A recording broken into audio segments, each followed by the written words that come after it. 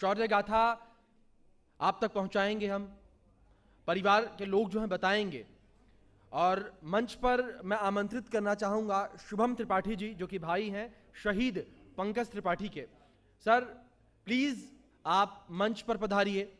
और इसी के साथ साथ मैं मंच पर आमंत्रित करना चाहूंगा अनीता तिवारी जी को, जो कि पत्नी हैं शहीद शशिकांत तिवारी जी की। मैम आपसे रिक्वेस्ट है कि प्लीज आप मंच पर आइए और इस सेशन को आगे बढ़ाएंगे मेरे सहयोगी अभिषेक सिंह। तो जोरदार तालियों के साथ आप जो है स्वागत करिए इन दो खास मेहमानों का। ये वो खास मेहमान हैं कि जिनके नाम पर आज का ये कार्यक्रम जो है वो आयोजित किया गया है, आज का ये कार्यक्रम हो रहा है। और जिस तरीके से 10 सालों से लगातार ITV नेटवर्क के द्वारा, इंडिया न्यूज़ के द्वारा कार्यक्रम शौर्य का सम्मान जो है वो आयोजित किया जा रहा है और 11वां संस्करण है ये। और अब इस कार्यक्रम को आगे बढ़ाएंगे और शौर्य गाथा जो है असली में वो बताएंगे। और अभिषेक ओवर टू यू। बिल्कुल, इंडिया न्यूज़ के शौर्य सम्मान का ये 11वां अंक है और जिसमें हम शौर्य गाथाओं के बारे में बात कर रहे हैं। ख़ासतौर पर जब शहादत होती है तो परिवार के ऊपर एक बहुत बड़ी जिम्मेदारी होती है कि उस शहीद की शौर्य गाथा को साथ लेकर चलना। हमारे साथ शुभम मौजूद हैं और हमारे साथ अनीता तिवारी जी मौजूद हैं जिनसे हम बात करेंगे। अनीता जी से शुरुआत करूंगा। अनीता जी, दंतेवाड़ा में शहादत हुई, आपको पता चला, फ़ोन आया होगा, किस तरह से ये पूरी घटना हुई? जो हमें जानकारी है कि उस वक्त 5 लोग थे साथ में उनके, वो कमांड कर रहे थे, उनको पता था कि आगे माइंस हैं और उन्होंने खुद शहादत देकर अपने साथियों की जान बचाई। ये अपने आप में एक बहुत बड़ी बात है कि शहादत देना ये जानते हुए भी आगे मौत खड़ी हुई है और उसे पार करके आगे जाना। क्या क्या कहेंगी? कुछ बातें भी याद होंगी उस वक्त जाते समय, वो कह रहे होंगे, छुट्टी पर आए होंगे, वापस जा रहे होंगे, पता होगा नक्सलाइट एरिया में जा रहे हैं। क्या क्या कहा था आपसे जाते समय उन्होंने? जाते समय तो यही कहा था जी, थोड़ा माइक ऊपर कर लो जी। जाते समय तो यही कहा था कि जा तो रहे हैं, वापस आएंगे। हाँ, मर के आएंगे या जीवित आएंगे, वापस तो आएंगे। और वो दौर जो था वो शाम को मुझे खबर मिली, छत्तीसगढ़ दंतेवाड़ा हेडक्वार्टर से मेरे पास फ़ोन आया। तो मुझसे कहा गया कि आप कौन हैं? तो हमने बताया कि हाँ, हम उनकी वाइफ बोल रहे हैं। फिर मुझे बताया नहीं कि क्या हुआ, बोला और कोई व्यक्ति हो तो उससे मेरी बात करा दो। फिर उसके बाद मेरे बेटे ने फ़ोन लिया, उससे भी बोला नहीं और कोई घर पे हो बड़ा तो उस व्यक्ति से मेरी बात कराओ। तो बेटे ने अपने मामा को फ़ोन देते हुए कहा, मामा आप बात कर लीजिए, मुझे कुछ नहीं बताया जा रहा है, क्या है। फिर भाई को बताया गया कि ऐसी ऐसी घटना घटित हुई है। फिर उसी समय सभी को जानकारी होने लगी, लेकिन मुझे कोई खबर नहीं थी उस समय कि हाँ क्या ये भी हो सकता है। फिर शाम को मैंने यही बोला कि मुझे न्यूज़ दिखा दो, न्यूज़ चैनल पे क्या चल रहा है, उससे मुझे जानकारी हो जाएगी कि कैजुअल्टी हुई है कि घायल है। लेकिन मुझे न्यूज़ खोल के नहीं दिखाई गई, शायद मुझे उस चीज़ की जानकारी हो जाती कि हाँ घर परिवार वाले मुझे न संभाल पाते शायद।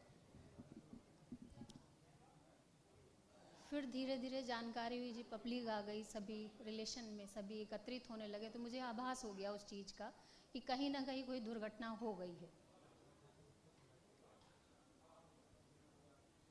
उसके बाद जब मुझे पता चला कि ऐसा ऐसा हादसा हो गया है, फिर मेरी भी बात हुई, मैंने भी हेडक्वार्टर अपनी तरफ से कॉल लगा के पूछा क्या हुआ है। तब मुझे जानकारी दी गई उस चीज़ की।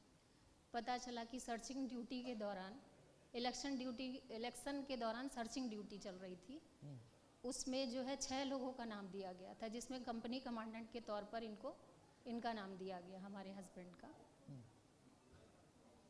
फिर सर्चिंग ड्यूटी चली रही थी, बाहर जाने के समय वहाँ पर दंतेवाड़ा में टर्निंग पॉइंट के दौरान, थोड़ा माइक ऊपर कर लीजिए, टर्निंग पॉइंट के दौरान उसी जगह जो है नक्सलाइट ने अपना माइंस वगैरह लगा रखा था।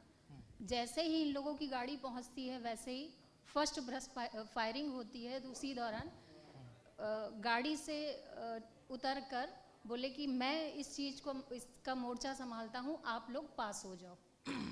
लेकिन वो इतना फायरिंग का माइंस था, वो लगा रखा था, और 5 लोग भी घायल हुए। मोर्चा संभालने के दौरान इन लोगों को टर्निंग पॉइंट से आउट करते हुए शहादत हुई इनकी। और वो 5 लोग हैं, वो पांचों आज भी सुरक्षित हैं। घायल तो हुए लेकिन आज वापस अपनी ड्यूटी पे सुरक्षित वापस हैं। देखिए, आपने सुना शहादत की ये कहानी, जो अपने आप में रोंगटे खड़े करती है कि आपको पता है कि पीछे परिवार है, और वो परिवार 5 परिवार अलग अलग, वो 5 परिवार खो जाएंगे, कहीं ख़त्म हो जाएंगे, और आप अपने परिवार को भूल कर उस शहादत को, मौत को गले लगाते हैं, ये सोचते हुए कि आपका देश सुरक्षित रहेगा। हमारे साथ शुभम भी है। शुभम, पुलवामा की यादें हम सब के दिमाग में उसी तरह ताज़ा हैं। वो शहादत किस तरह से आपको पता चला, और फिर भाई क्या कह के गए थे आखिरी में जब जा रहे थे छुट्टी पर, वापस पता चला कि जाना है, जम्मू जाना है, फिर वहाँ से आगे कॉन्वॉय के साथ जाना है? सर, जब वो जा रहे थे तो हम उनको छोड़ने गए स्टेशन, तो वहाँ कहे मेरा ट्रांसफ़र हो गया है, मैं दिल्ली आ रहा हूँ, तुमको वहीं चलना है। मैं 16-17 साल उम्र थी मेरी, वही पढ़ाई चल रहा था कि कहें हम तुमको अपने साथ शिफ्ट कर लेंगे, तो चले गए। जिस दिन घटना हुई सर, पहले इनका नाम तो नहीं आ रहा था, लेकिन कमांडेंट साहब के द्वारा, इनके बटालियन के जो कमांडेंट थे, वो फ़ोन किए कि पंकज अब नहीं रहा। एक कैजुअलिटी में, जो बहुत बड़ी कैजुअलिटी है, उसमें पंकज नहीं रहे। तो मेरे पिताजी को पता चला, मैं भी घर पे नहीं था। यकीन नहीं होता है सर, और इनका नाम शुरुआत में आ नहीं रहा था कि ये अभी शामिल हैं उसमें। कुछ समय बाद इनका नाम आया, और धीरे धीरे प्रशासनिक अफसर और सभी लोग घर पे जुटने लगे, तो जानकारी हुई। और सर कहते थे भाई कि आप भी जाओ फौज में, तैयारी करो, आप साथ रहने की कोशिश कर रहे थे, कह रहे थे साथ में रहना है भैया के, कहते थे आपसे कि तुम भी तैयारी करो जी और फौज में जाओ। जी, मैं तैयारी कर रहा था सर। 2017-18 में मैं जब इंटरमीडिएट अपना क्लियर किया, तो एयरफोर्स में मेरा पेपर निकल चुका था। लेकिन हमारे भैया का जो सपना था कि सिविल सर्विसेज में जाओ तुम, सपने को पूरा करने की कोशिश कर रहे हैं आप? सपने को पूरा करने की कोशिश कर रहे थे सर, लेकिन भैया का जब डेथ हो गया तो परिवार में हमारे घटनाएं घटनी शुरू हो गई।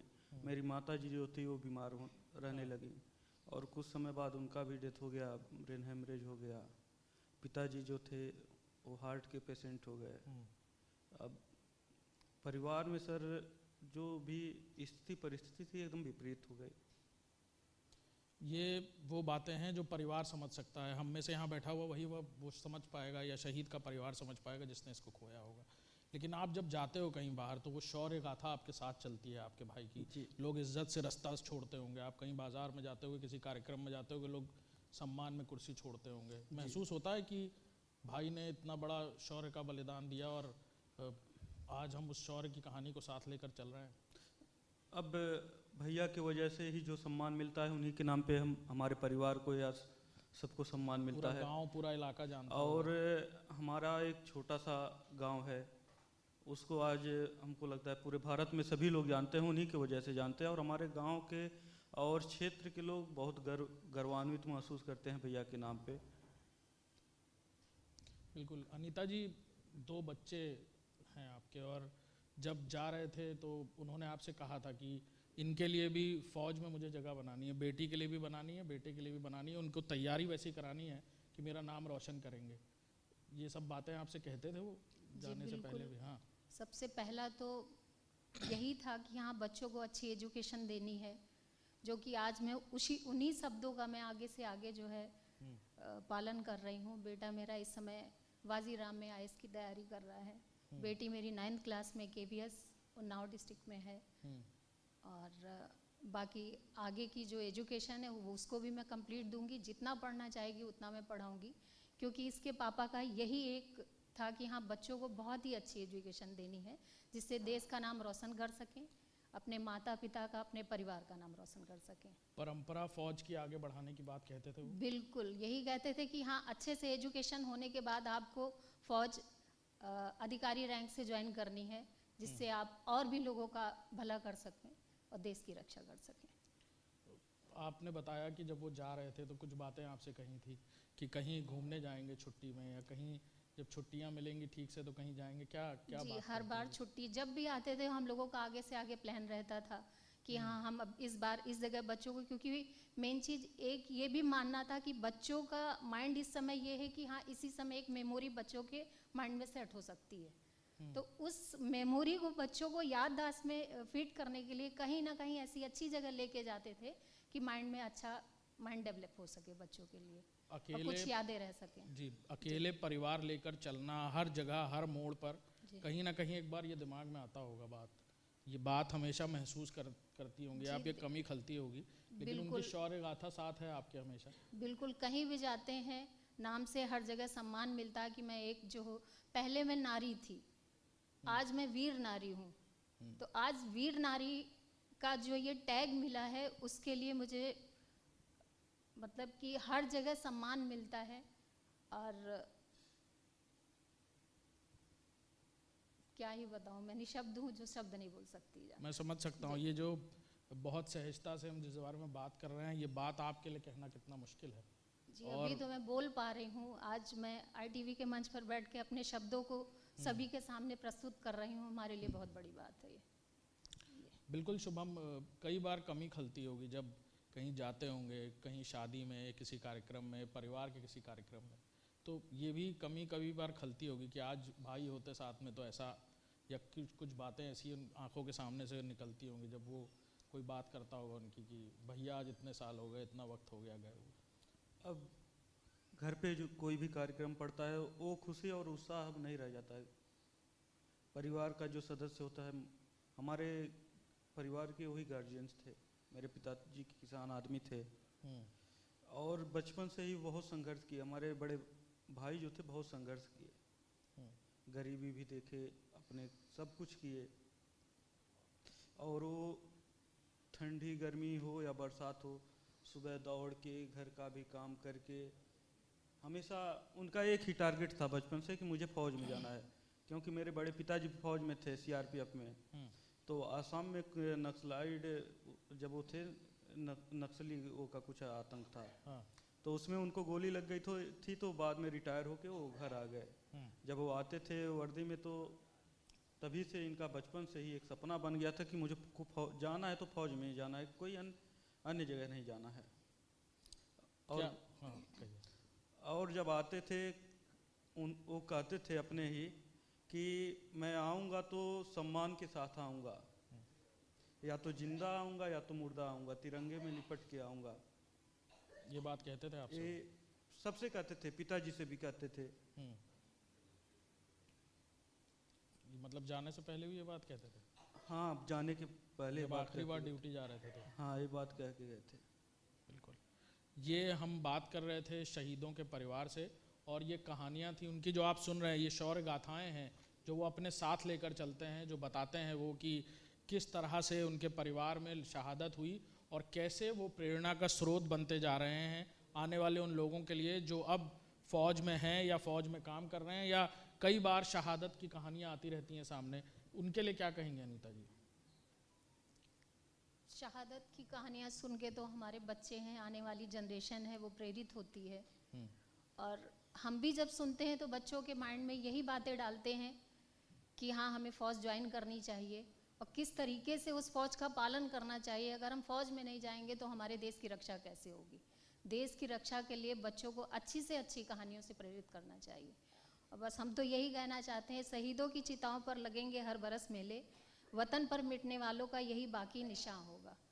तो शहीदों के लिए जितना भी बन सके उतना उनकी शौर्य गाथा का प्रचलन करना चाहिए कि आगे आने वाली जनरेशन हमारी जितनी भी है